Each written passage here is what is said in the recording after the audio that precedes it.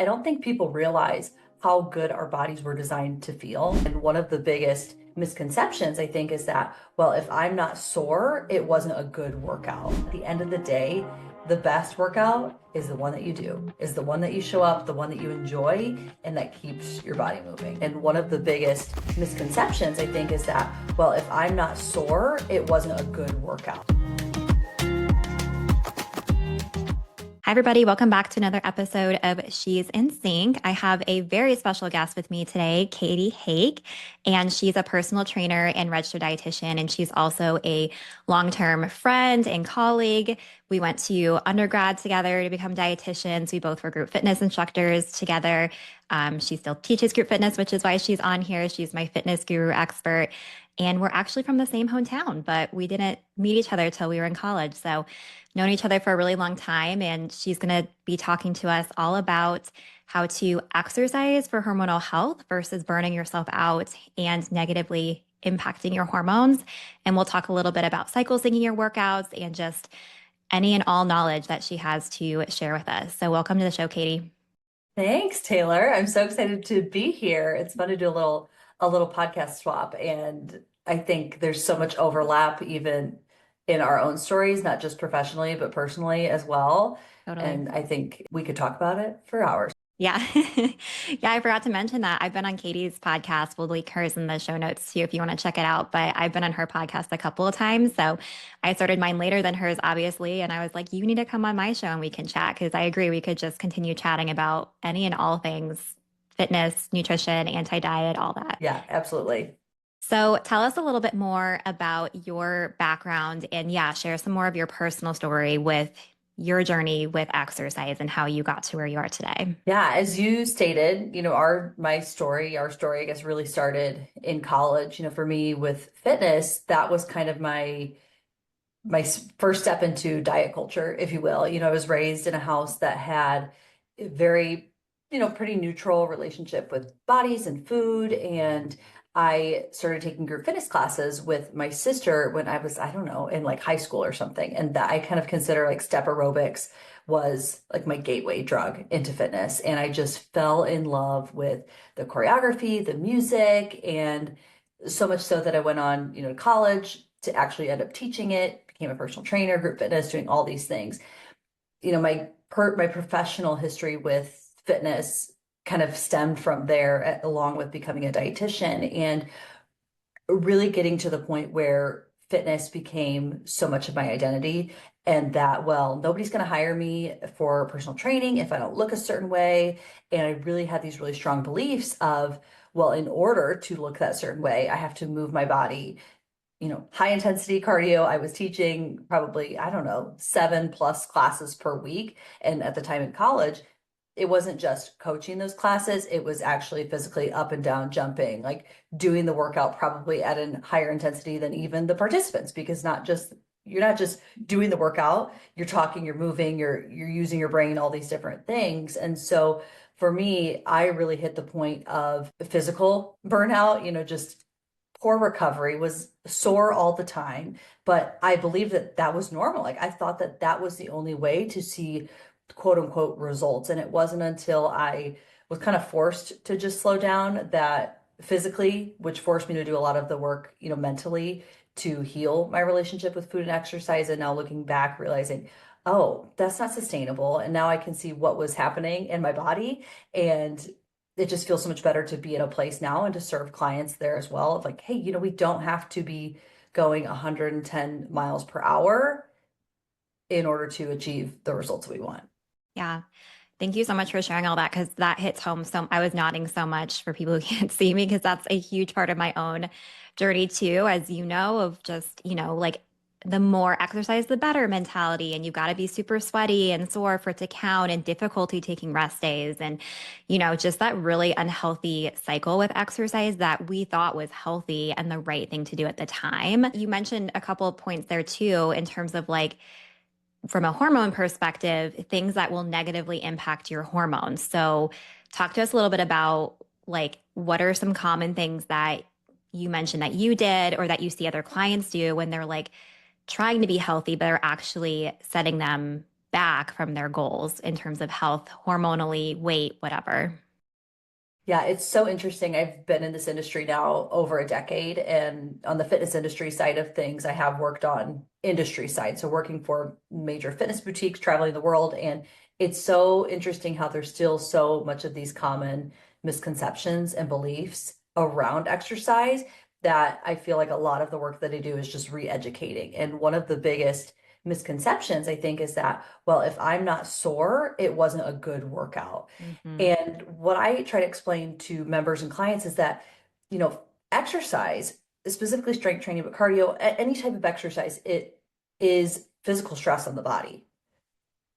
It doesn't matter. We're putting stress. And so if you compound that with mental, emotional stress, right, or environmental stress, we're essentially creating this just stressful environment, and our body remains in that fight or flight that our body never has time to actually slow down and recover. And so recognizing that we have to incorporate rest days, whether it's active recovery. I mean, rest can look so different for so many people, but going back to that soreness and fatigue, essentially, especially when you're strength training, what we're doing is we're creating all these little micro tears in the muscles. And if we don't give the body time and space to actually recover and for those microfibers to get stronger, we're just continually doing more damage. And therefore, we're going to be continuing to be sore. And that is not normal. Well, and another thing too is when you're under eating. Like if you're under eating, your body doesn't have the literal energy to repair those muscle fibers. And so that is also another thing too of that's where it's helpful to work with a professional like you and I of like, well, what is it? Because it could be both. Like you and I both have a history of under eating, over exercising, or it could be one or the other. Like maybe you're not overtraining, but you're under fueling for the amount of training you're doing, or vice versa. So that's where there's also that fueling component too of making sure that you're eating adequately for the amount of movement you're doing versus just like, oh, no matter what, I have to do this workout. Yeah, and especially in the fitness, in the exercise space, I don't think people realize how good our bodies were designed to feel. Like, I think, especially if you have this, challenge yourself mentality, you like to run marathons, you like to do the heavy lifting. Like, if exercise is something you enjoy, you may not even realize that, you don't have to be sore all the time, and it can actually feel good. And if you're fueling correctly, you can actually even get more out of those workouts. And maybe it's less frequent. There's a lot of different variables that we can manipulate, but yeah, I don't Yeah. know if that answered that. Yeah. Well, and then the other thing too is like another thing I am really passionate about, and I'm sure you are too, is like when women come to me and they're like, how much should I be exercising? Like, what should I be doing? The first thing I say is like, well, what do you like doing? Because you're someone like you generally like you love what you do. You love your exercise. Like, and other people, they're like, oh my gosh, I don't know how Katie can do that. Like, I just hate exercise. Like, but that is usually because they have these preconceived, this is what I should be doing. I should be going to the gym. I should be, wearing cute workout wear. Like, I should be going X number of times. I should be really sore. When in reality, it's like, let's take a step back and like, what do you like to do? So for me, I used to teach spin and I used to do a lot of high intensity stuff. And in that season, I genuinely did enjoy that. And as I got older and just kind of interest shifts and my body changed, I was like, I don't really like that anymore. And that was an identity crisis for me too, to like shift that perception because that was a huge piece of who I was, the fitness instructor and like the cardio queen and all that. But now, like, what I really love is like hot yoga. Like, that is my jam, and walking and some strength training thrown in there. And that's so different than what I used to do. But it's so, so important for people to find what do you genuinely enjoy, and also like stepping outside the box of, maybe for you, it's like, I remember like a client, it was like laser tag with their kids. Like that is movement, or taking, going for a walk, or yoga. It doesn't have to be like going to Orange Theory or going to these intense classes or running. That's, I think, another big piece too that people don't think about in terms of like what is best for their body. Because what feels good for one person isn't going to feel good for the other person. We're all unique individuals.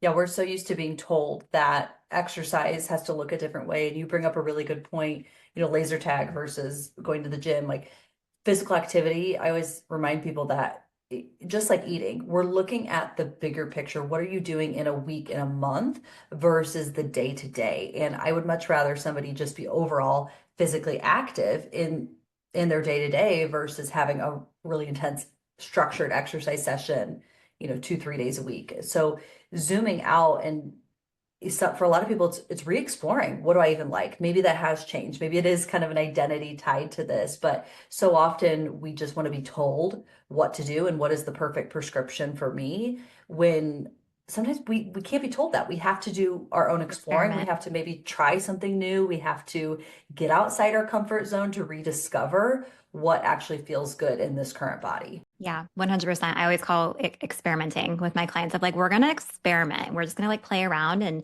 just go in with an open mind about it.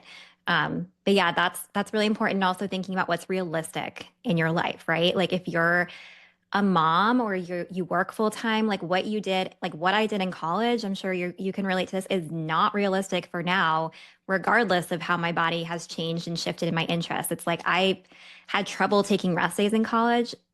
Like I don't know how my schedule allowed for that, but it's like that's just not realistic as like a full-time worker and just someone living their life. So figuring out what's realistic for you too, I think is important as well, and not putting that pressure on yourself to do exactly what like your friend does or your neighbor or whatever. Yeah, it can be very healing to get away from that more is better mentality, especially as it relates to just the different seasons of life that you're in. For many of my like fitness roles that I've had over the years, it required me to show up in a class and take classes and audit instructors, and that would often require me to take multiple classes per day. And I had to get to a point of recognizing, wait, this is not sustainable. This does not feel good. I'm getting back into that. Took me, I feel like, a few cycles of burnout to really start to put some things in place of, oh, that's what happens. Oh, this is the trend that we're going down, to really pause and go, hold on, this doesn't feel good. How can I modify? And having the confidence, whether that's in a group fitness setting or, when you're doing a video or depending what you like to do, but having the confidence and being okay with, hey, I'm going to take the low impact option, or hey, I'm going to take today as a rest day. And especially in the group setting, I think we're so motivated by the external factors, which is great, but recognizing, no, this is my goals, this is what I know my body needs, and being okay with slowing down. Yeah, absolutely. So, some things we've touched on so far is incorporating rest days. Are there any particular amounts of rest days that you recommend or like a minimum? Our favorite answer, it depends, but I Yeah, that's what think I thought you were going to say. specifically with strength training, there's so many different ways. That's the beauty of fitness, is there's so many different ways to structure, an exercise or training program based on your individual needs. And so I always say when it comes to strength training, making sure that you are giving the specific muscle group at least 48 hours between training sessions to recover. Because going back, we talked about how you're essentially making all these tears in the muscle. If you keep tearing, tearing, tearing, and never giving that time to rebuild, you're never going to see the results that you're looking for. Yep. But if you love to lift, let's say that's something you enjoy, strength training, you really like doing that more than cardio, well then great. You can lift every single day, but just making sure that you're not hitting the same muscle group. Yeah. Yeah, exactly. You're not doing like a full body heavy strength workout every single day. Yeah. What you said stood out to me too, because one thing I talk a lot with women about is like they're so scared of backing down. So if they're exercising 6, 7 days a week, and I'm like, hey, let's actually, for your hormonal health and just health in general, let's back it down to 3 to 4. Like I'm more often talking to women about backing down their exercise versus ramping it up because I see a lot of people who are overdoing it and undernourishing themselves, and that is negatively impacting their health. And this relates to, just to name some specific symptoms. If you're overtraining, underfueling, this can result in missing or irregular periods. This can result in acne, other skin conditions, hair loss, dry skin, PMS, mood swings, anxiety, even painful periods. All of those things can be wrapped up in overexercise and undertraining because that is putting stress on your body. Like Katie said, exercise is a good stressor if you're doing it appropriately, but if you're not doing it appropriately and you're overdoing it, then it's a bad stressor. And that's going to cause that cortisol spike, which that's a big buzzword nowadays. It's cortisol, but that's one big thing that can cause cortisol spikes in your body and add to that stress. Um, so, one thing too is when you're backing down exercise, that fear of like, well, my body is going to completely change or shift. And one thing I've noticed personally, and I'm curious if you can relate to this, imagining you can, like when I actually back down on all the intense cardio and just started doing yoga and walking and some strength training, you know, pretty much my routine is like 2 to 4 times a week. And then I walk every single day with my dog. But 2 to 4 days a week, I'm doing either like yoga or strength training, Pilates, whatever.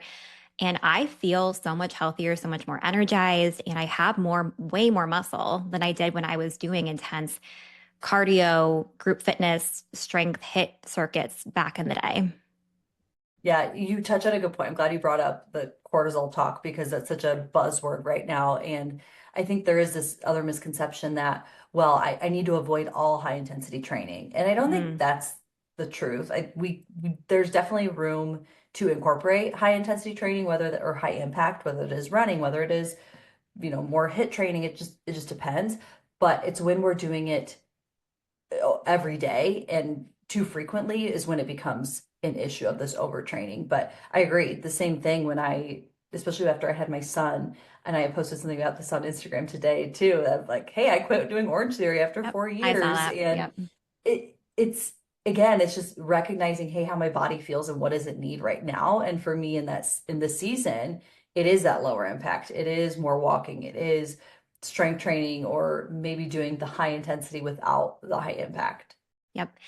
And getting away from the idea that we've been taught is that more exercise equals more muscle, more exercise equals thinner, healthier. Like that is not a causational effect. It's something where it's so individualized. And for a lot of people, less is a healthier decision. Like I was saying with a lot of the women that I'm working with, it's like you are overdoing it on exercise, and that is preventing you from feeling your best. Yeah, 1,000%. And I think with so many the clients I see as well, they have this food and fitness or it's a transactional relationship, and that, well, in order to eat this, I have to exercise this. And when you can really approach it from more of a fueling and recovery standpoint, not necessarily like a food as fuel, I think there's a part of that that's healthy, but when you can really look at how am I nourishing myself to support the activity that I want to do, it can put you in, yeah, just such a healthier place physically and Yeah. mentally. Yeah.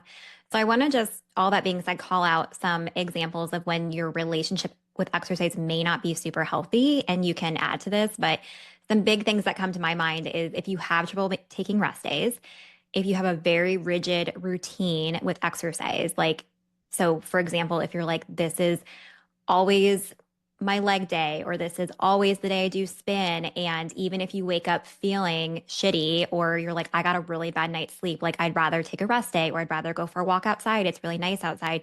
You force yourself to do that pre-designated routine because you're scared of what would happen if you don't do that, whether it's body changes, weight gain, whatever, food situational stuff.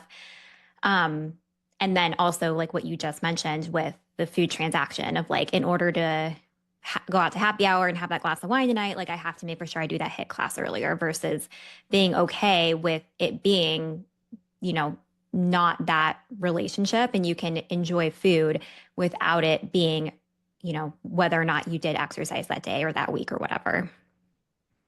Yeah, so often I have this conversation with people about finding the balance between grace versus grit. Like, what are the days where I just need to give myself grace and need to take it easy and listen to my body?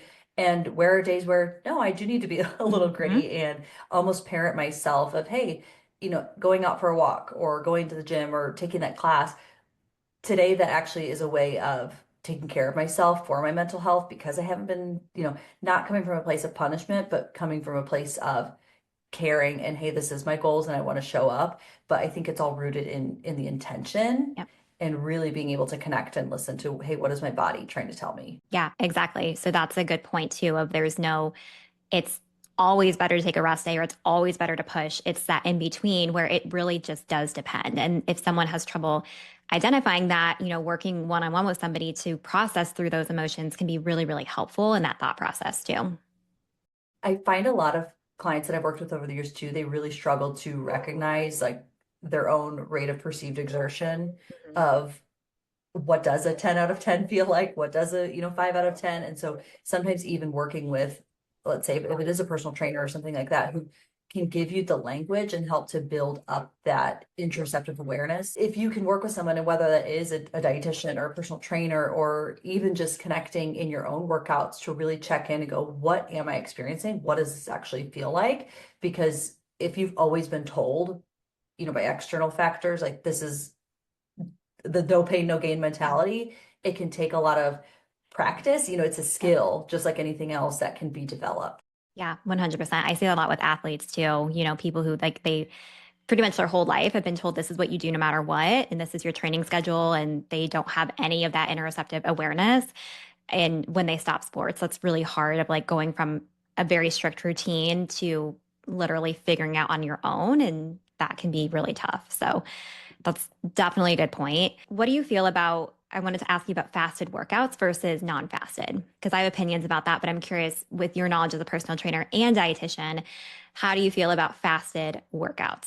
Right now, I teach two 6 a.m. classes twice a week, Monday, Wednesday. And so I get this question a lot. And before I answer, I always have, five more questions for the person in front of me. But a lot of it depends on, what is the intensity that you're doing? If you feel better, you like to roll out of bed and you just like to show up at at the gym or class, or you're hopping on a 30-minute on your Peloton, yeah, it's not the end of the world if you don't eat before.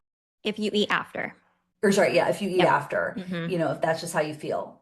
Is it ideal? No, but also that's just, I think that's okay. Yeah. I think it's when we start to get into more of looking at, again, the bigger picture. Ideally, you're getting something in your system before you work out. I think it's that chronic, when we're working out fasted in a chronic high intensity state, that can be really damaging to our Mhm. hormones long term. Yep.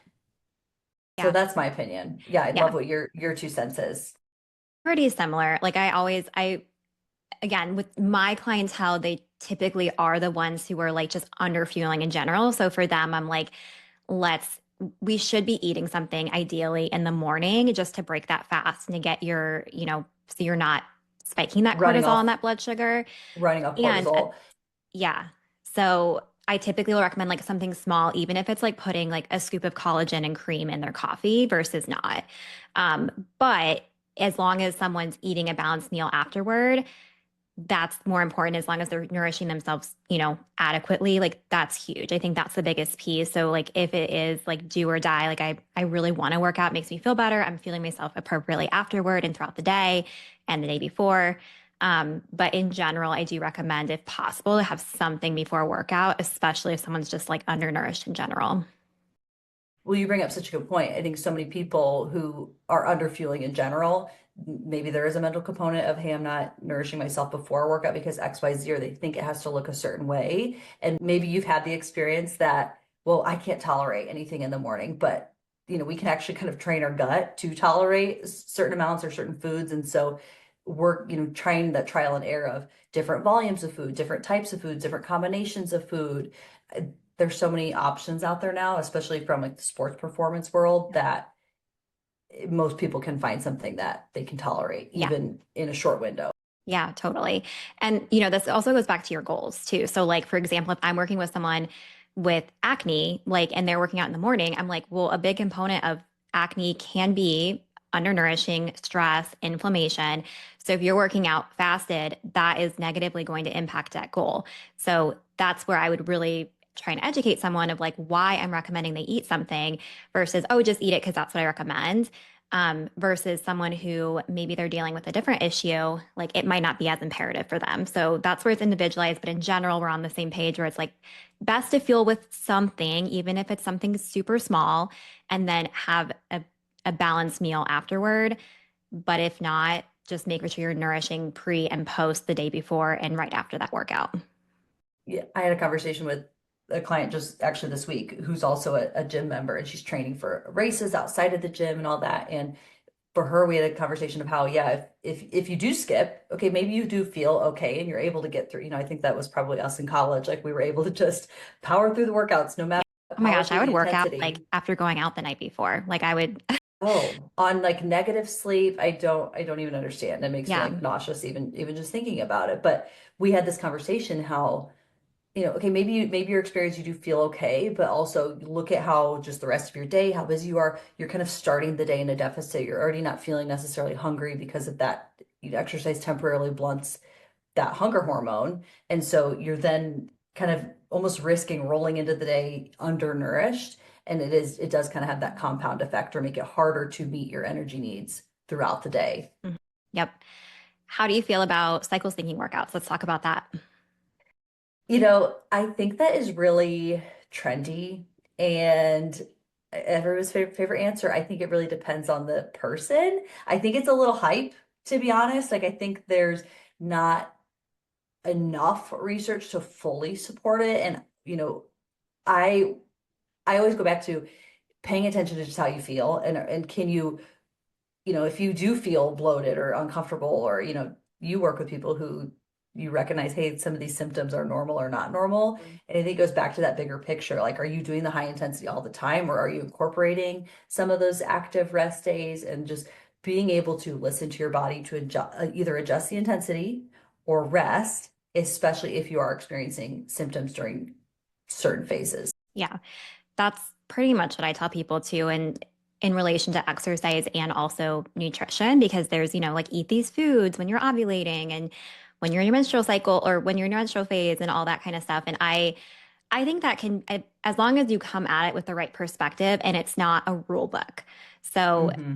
I'm exactly the same as you, where it's like, let's first and foremost listen to what your body is telling you, because there are things outside of our hormones that affect how we feel. Maybe you had a super stressful week at work, or you just got back from vacation, or, like there's just other external things going on that maybe you're at your prime, like you're ovulating. That's when typically you'll have your most energy, like your hormones are at their peak, you're feeling your best. You can do those higher intensity workouts and feel good. But if you're, like meeting a deadline at work, you're not getting as much sleep, your child's going through a sleep regression, like, even if you're ovulating, that still is going to impact how you feel. And maybe that is a time where you're like, actually, I need those lower intensity workouts or I need more rest days this week. Um, Versus maybe when you're having your period.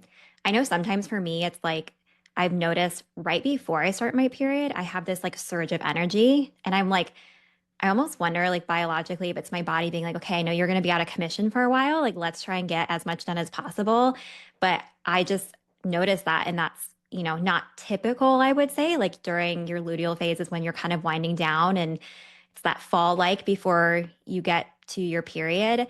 But for me, that is, off trend, but that's something I notice. And so I feel like I can do higher intensity workouts sometimes during that phase, even though that's not like what is typical. Right. I think it all ultimately goes back to is it's helpful information to have, but recognizing almost like when it becomes a self-fulfilling prophecy. I see that a lot of times with food come up of, well, if we just tell ourselves, oh, I always crave chocolate, in my luteal phase, like, Yeah. okay, do you, or is that just kind of the narrative that you're telling yourself? And Yeah. you might find that that actually doesn't affect you. Hmm. And, there's so many women out there, you can search the internet who are very much like achieving their fitness goals or crushing these PRs in these different phases of their cycle. So, yeah, Yeah. I think it's just a guideline, but are we making it hard and fast, all or nothing Yes, rule? exactly. It should be used as a guideline. I love that. Like I call it like a flexible structure and not meant to be like this is exactly what you should be doing all the time. Because also, again, going back to our previous point, what do you like to do? If it says like, oh, during your follicular phase, this is when you should be running and doing HIIT. But if you don't like that, that doesn't mean you should be doing that during that time. That's the other thing too. I'd much rather somebody be consistent with just what they enjoy doing, Yep. right? And adjusting the intensity of it or the frequency of it versus just totally redoing all their workouts. Yes. Yeah. 100%. Um, and again, factor in, life and making sure you're fueling properly and all that kind of stuff too. So I think that's going to be really helpful for people to hear too, because I think we like to have rules and we like to be told like this is what you should be doing. And it really does depend. It's so individualized. Like that's where it can be hard because there's so much information out there, but having that expert support of a personal trainer to like know your body, know your goals is so important and a really good investment for people.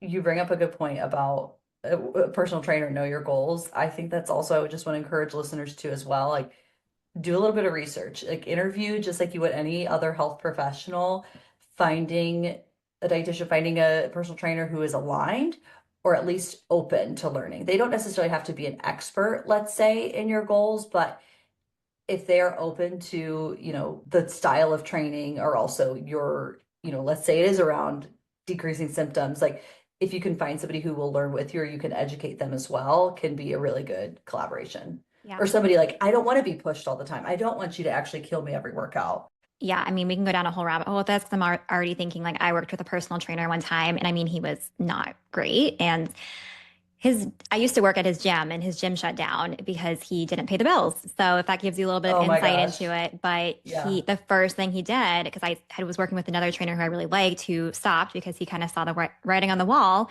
of what was going on. So I transitioned to this owner, and the first thing he did, and mind you, I was a group fitness instructor there. Like I kind of knew him, was a dietitian. And the first thing he did was he asked me to get on the scale. And then he also was like, "What'd you eat?" I did training in the morning. So I was like working out with him at like 5:36 or something. And he was like, "What'd you eat?" And I was like, "Well, a piece of cinnamon toast with peanut butter." Cause that was like my go-to, like pre-workout, enough to carry me through, but not super heavy. And he was like, "You should switch that to whole wheat."